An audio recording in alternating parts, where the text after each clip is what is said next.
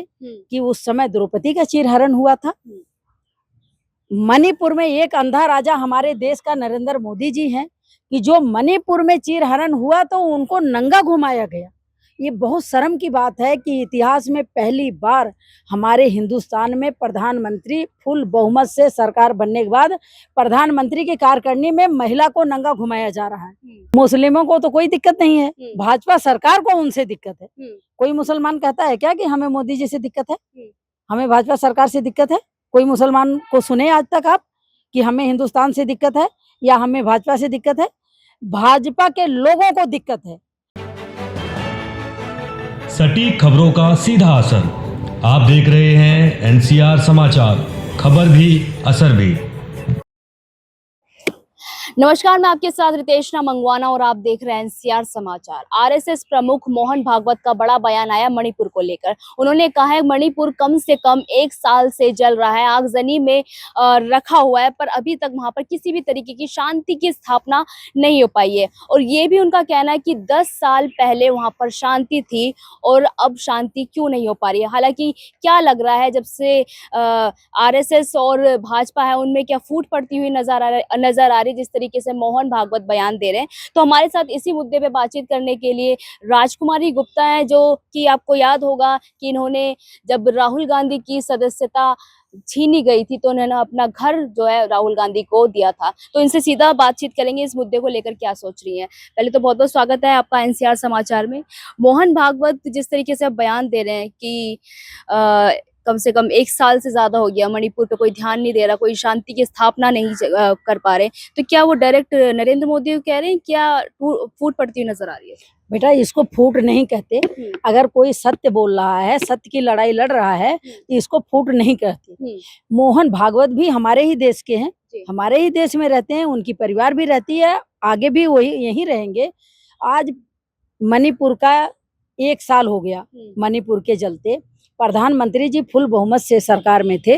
आज तक मणिपुर में इतनी शर्मसार बात कि एक अंधा राजा महाभारत में थे कि उस समय द्रौपदी का चीरहरण हुआ था।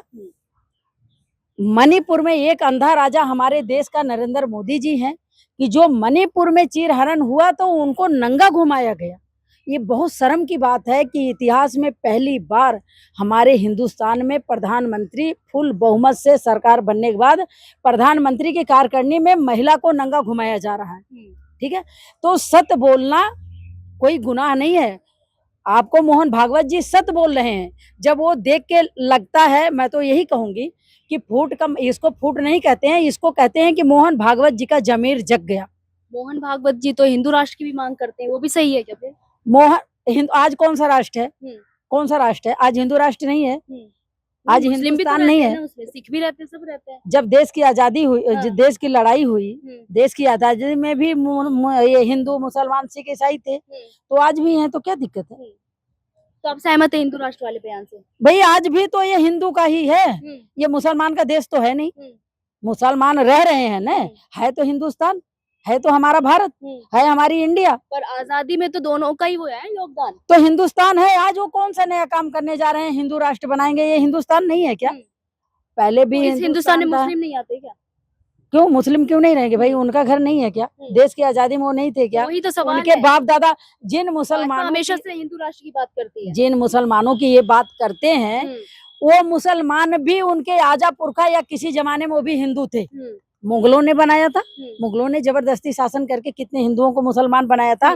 तो जो लोग जिनके खानदान आगे कई पीढ़ी हिंदू थी, उनको मुसलमान बनाया गया है, वो हमारे देश में है, देश की लड़ाई में उन्होंने अपना खून पसीना बहाया है, तो हिंदुस्तान में है, तो कौन सी बड़ी आफत है? पहले भी हिंदुस्तान था, आज भी हिंदुस्तान है। तो हिंदू आज ये मेरे समझ में नहीं आता कि भाजपा के लोग हिंदू राष्ट्र, आज ये हिंदुस्तान नहीं है क्या?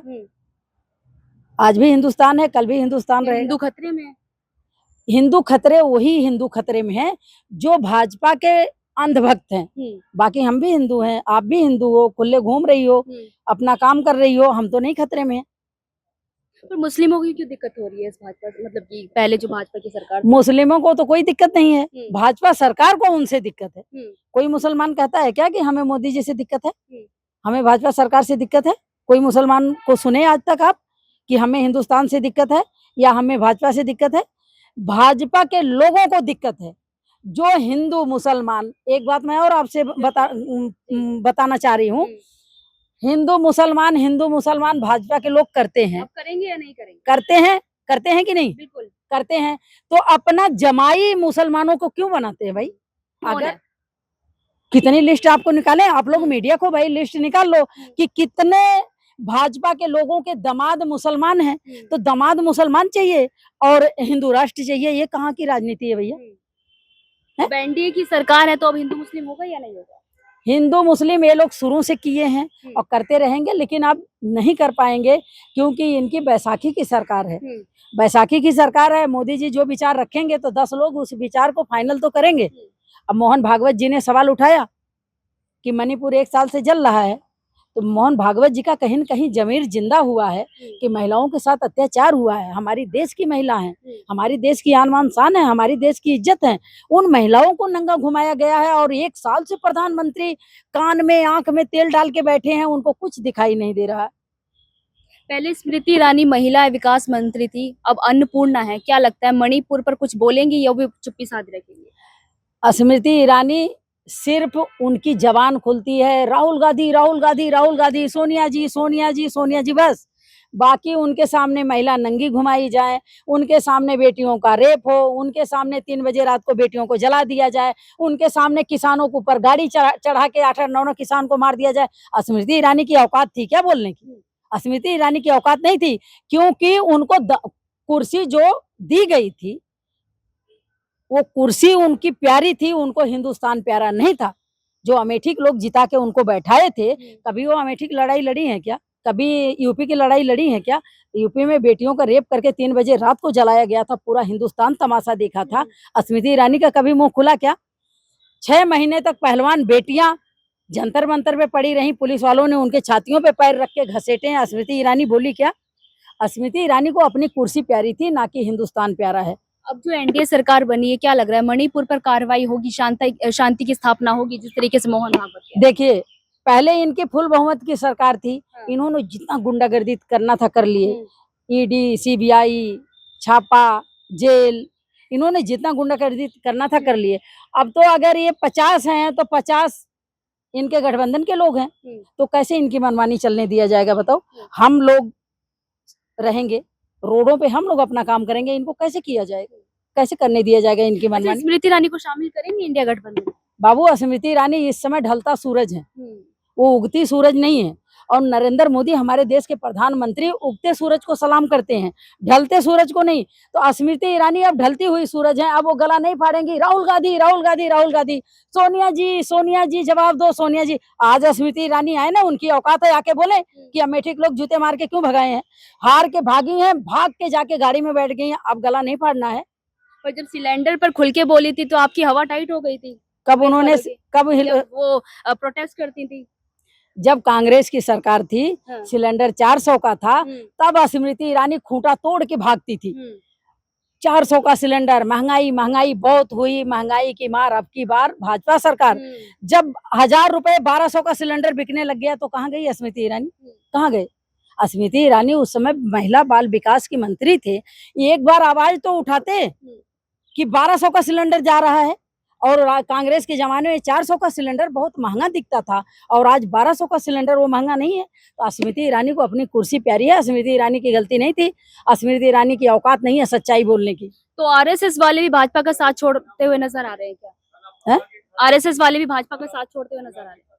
देखिए, मैं तो यही कहूंगी कि मोहन भागवत को शायद श्री रामचंद्र जी ने सद्बुद्धि दी, उनकी आत्मा जगी, उनका जमीर जगा, जो सच्चाई बोलने के लिए तैयार हो गए कि मणिपुर के साथ अच्छा नहीं हो रहा है, देश के साथ अच्छा नहीं हो रहा है। मोदी जी अभी भी सावधान हो जाइए, अभी भी सुधर जाइए, विपक्ष तो ऐसे सुधार देगा।